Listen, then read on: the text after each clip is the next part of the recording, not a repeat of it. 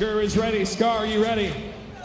Let's do it. Gentlemen, match number 2 about to begin.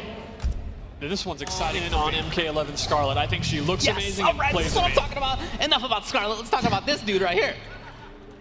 So you immediately gravitated toward this character. You should probably tell everyone why, because he's very unique. There's no doubt about it, yeah. So obviously he's the grappler. By the way, some other characters have that too. It's not just him, but Baraka yeah, also does have a command grab. He does have a command grab. So GERAS has a really strong command grab that goes really far. Corner carry is excellent. He has some good buttons, and man, some of his there is the command grab, and you see how long he holds you. It has the unique property where if he's near a wall, he then makes a sand wall and throws you into it. It does a lot more damage when that happens as well. He has little kind of atrocitus sort of semi-zoning, as you saw right there. He also has some crazy stuff in the variations, and I'm not sure which ones he ended up with here, but he's got some real nutty tools, let me tell you. He has a rewind time move. He has a move where he can actually remove time from the clock. He is a very unique, he's like a hybrid character of a weird kind of trap character, and then with the command grab. Yes. Yeah, very, very funky design. But these buttons right now out of Skarlet, the range is incredible. Skarlet is the footsie's queen, the mid-range queen, in my opinion. She uses blood to conjure weapons, and they all have excellent range. Oh, hold on here. Multiple projectiles, and there's the fatal blow. So when you're down below a certain percentage of life, you get access to the fatal blow. Yes. And it is a huge amount of damage, as you can see, round-winning damage. It is big damage, and they have armor. And armor's not as prevalent as it has been in previous games. You're really gonna have to use your mid-range to just avoid stuff. So the fatal blow is going to be one of the best ways to have armor. It is not tied to your stamina bar at all, right? Which means you don't have to use your resources. In previous games, you'd have to give up all your resources to do an X-ray attack. Now with fatal blow, you're free to use it if you have 30%, which just inherently makes them so much more powerful. Sure, yeah, you'll get it every game, every round. The catch is once it hits, you can't use it again. So one of the meta of the game is going to be decide, do you want to make a comeback in round 1 like we just saw? Ger will never have his fatal blow again now that he's used. Oh, in the whole game? In the whole game. Oh, I thought it was rounds. Wow. That is really big. So they are absolute game changers that are extremely strong, but you only get the one cash in. That was his command grab. Same one, it's just at the wall, like Bit was saying, it's a little bit different. And he can hold the button to throw them even further, like carry them even further. Oh, now the fatal blow's there for Scar.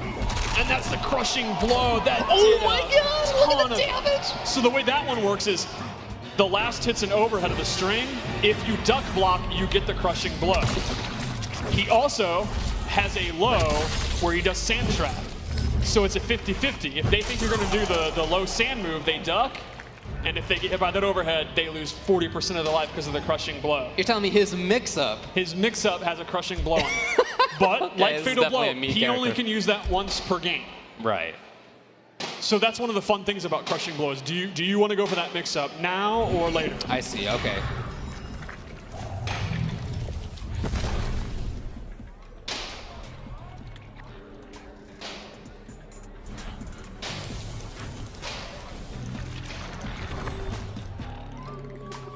And we'll see, Ger basically made a crushing blow and a fatal blow comeback right there out of nowhere. They do massive damage. Yeah, you can really see that. I guess as the opponent, you really got to pay attention.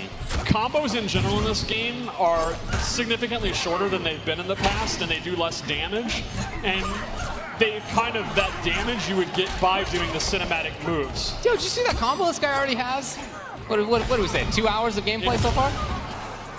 So one of the big things would be to use your crushing blow or your fatal blow to get damage instead of doing combos. That's not to say combos are not still a big part of the game, but they're going to be somewhat less prevalent. Like, there's less moves that combo without using an amplified move, or there's less strings that pop you up. It's going to be more about doing big damage in big chunks. Okay, here we go.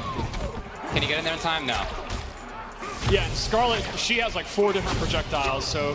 Yeah, and if you're Skarlet, there's not much reason to do anything else. It's just holding onto the space right here.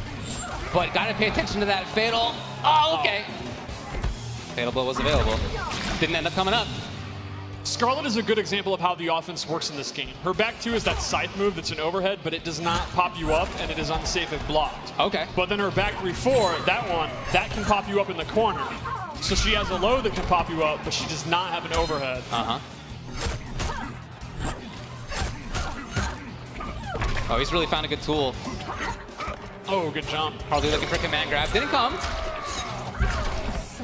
And Scar right back to the zoning. You can see, look, the frustration is still here. One of the things I really love about MK11 so far is that these characters that you've shown on this character select screen are very different. So you have the credible zoning coming out of SKARLET. From GERAS, you have really cool command grab mix-ups. He's got some other funky stuff as well, like we were talking about. Really good variations. Fatal Blow, it's there.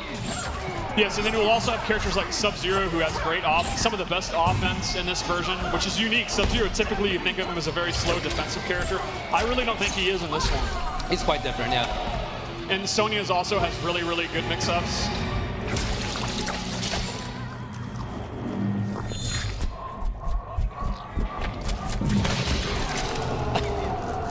You know, Gur always had a lot of heart as a player.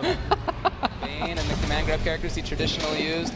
So I'm happy to see him back. Yeah, I was very happy when I went him back there that he immediately had picked GERAS. It really seems good for him. Mm-hmm. And I'm very, very hyped to see Scar play SKARLET. One of the fun things about the development of this game, since we didn't reveal it, you know, earlier, was sitting there waiting. I can't wait to see some of these, you know, which pro player is going to play which this character. And I knew Scar was going to lose his mind because in MK9 he came in late and he was the best SKARLET in the world at one point. But Injustice came out and he never really got the chance to like get an Evo top 8 or an MLG top 8, even though he was very talented even back then. So at the beginning of this round, we saw that it said first hit. What does that do for you now without meter in the same way? There is no more like first hit bonus. You do not get anything because meter recharges on its own, and you always, unlike typically, you actually start with all 4 of your bars. Oh, dang, the combo out of the wake up? All right, that's what I'm talking about. Okay, that could have been cool. He'll get there, Now, Gur does have his fatal blow. We'll see, though. Now, at this point, though, the round is going to be very hard to win, so it might be wiser to save it unless he gets a few hits in, and then it would kill. Mm-hmm. Oh, wow. Just goes for the sweep to seal it. Yeah, I really like the mind game of that, having to think even as the person using the tool if you should use it now or you should save it for the next round or what. It's definitely one of my favorite things that we've added to the game. Oh, wow. What's the condition on that? The condition on that, I believe, is 2 counter hits with that move in a row. Okay, I was going to ask what counter hits do, but I guess do they help with that? Counter hits are typically used in crushing blows. Otherwise, it just lets you know that you hit a counter hit. But a lot of them are tied to that. Okay, yeah. And that's the same when you see punish come up, that it was a guaranteed punish. And a lot of those are crushing blows. Like, for example, that right there. If that had hit as a counter, it would have got the crushing blow. Got it. Look how long he holds it. Look, see that? He's holding them like they're a small child. Yeah, they are compared to that big boy. And right back to a range where he can control things. He's got good buttons. Maybe not in this matchup, but typically it seems like that's true. Okay, okay, here it is. Excellent use of the fatal blow. He was about to lose if not. Right. And that's definitely going to kill. Now again, that means Gur did steal that round, but he will not have it in the final round, and Scar still has his. So that means in the end of game scenario, like right there, Scar will have a huge advantage heading into this final round. Hoping to see some forward movement from there. Now those I'm not sure what to call it. It's not puddle, that thing. You have to aim that, right? That is not tracking? It is not tracking. He has close, medium, and very far. And you can see when he amplifies it is when he gets that hourglass, and it's letting you know the other one's going to come out. So you can see what Gur's kind of doing. You put it out there, then do other moves, walk in, walk back, and then it's going to go. And Scar knows he can't get in. Mm-hmm. Well, we were talking about whether Gur could make another comeback. It doesn't seem like he needs it right now. It's all on Scar. Now Scar does have access to the fatal blow. Now it is on a cooldown. He did not lose it since it was blocked, but it's a significant cooldown. Still available? Woo! And it just came back. Unfortunately, it's too late.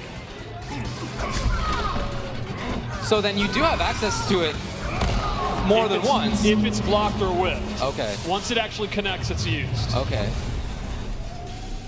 Of MKX and MK9. You use the opposite button to break them. They have a forward and a back one. A lot of crushing blows are actually tied to throw, and the requirement will be if the opponent techs the wrong way, you get the crushing blow, and they do bigly damage. Like SKARLET has one, so her throw can do like 30% if you tech wrong. Oh, sick, okay. It's pretty awesome. So as the defender, almost riskier to try to tech in some situations. Well, that's exactly it. And you could actually, if you think they're going to throw, do an uppercut, because that would trigger the counter-hitting high attack for the uppercut crushing blow. Wow, all right. So it kind of works both ways, actually, of how risky throws can be. Interesting. Oh, he had gone for the interactable. You can still amplify interactables to get armor. It's one of the few ways that has armor in the game. Okay. However, normally an interactable takes 50% of your defense. If you amplify it to get armor, it takes 50% of offense and defense. Armor across the board is significantly lessened than it was in previous games. A lot of characters only have armor on their Fatal Blow or a handful of moves. So they're both finding pretty good strings right now and making the opponent block a lot. Is there anything that they could be doing about that? Yes, one of the new mechanics is flawless block. It's if you block an attack at the last second within just a couple of frames, chip damage is significantly reduced and you actually break out earlier, and it allows you to punish things or recover faster than you normally would. Okay. It's a very hard mechanic. It's meant to be kind of, you really have mastered the timing and you really know your opponent well, but it can save your life. Like, if you're about to die by chip damage, it can save you. You also, if you reversal a move with flawless block, you have access to your wake-up attacks. So the up 2 or the up 3 that uses your wake-up attacks, you can do as a reversal. So I'll give you an example. Oh, after blocking. Right. Like if you do Sub-Zero slide and I block it, if I flawless block, I can then reversal up 2 and get the pop-up attack punish when normally I cannot. Okay. And this is like basically a dead even match. They're both playing their characters pretty impressive for how little time they've had. Yeah, I feel like they are developing even as we're watching them right now. We're seeing some cooler pressure out of both. Yeah, they're both mixing up their zoning well, and you pointed out earlier, like they understand their block strings up close. Okay, wake there up you attack. go. So that was the up 3 one where she doesn't really get significant damage or a knockdown. It's just more of a get off me tool. And is that safe? It depends on the character. Oh, okay, yeah. Sick. Okay. Oh, and there he went for his temporal advantage move, which is interesting because while it combos, he freezes time, he cannot 2-in-1 into it. It also takes one of his stamina bars. It does, right. There are certain moves or cancels that'll take stamina. So it's not like he needs to enhance it, it just does that. It just does that, that's why he can't 2-in-1. God, that was an anti-air, jeez. And the way that move works is the opponent is frozen and doesn't do a reaction. So obviously, typically an uppercut would knock you away. That won't. And they are both within Fatal Blow. So this is the scramble I'm so excited for in tournaments. Oh, we saw Scar try it, but it was blocked, and now he's at match point. Gur, patient right there. I like the anti-air. Wow, he teched it. Scar's getting a big combo. Now there is a wall run interactable here that Gur could use, and Gur has never done seen a wall run that he hasn't used. There you go. Gur is definitely probably the interactable master in the scene. Yeah, known to be one of those. And there you go. Okay, yeah, armor. The tongue not connecting. And that tongue is a really, really good move. It has really good recovery. That's my favorite of her zoning tools. Looking good for Scar. We got Fatal Blow now for Gur, though. Oh. He tried. He tried. The armor does not activate for a few frames. Okay. So while it's very good armor and it's a good tool to have, it's not foolproof. Oh, that might be about it. Yeah. That's going to be it. Scar takes it. Well, that's a really good back and forth, and I love seeing the display of footsies from both. I like seeing the different offense, the different timings. Very cool. I'm really excited to find out more about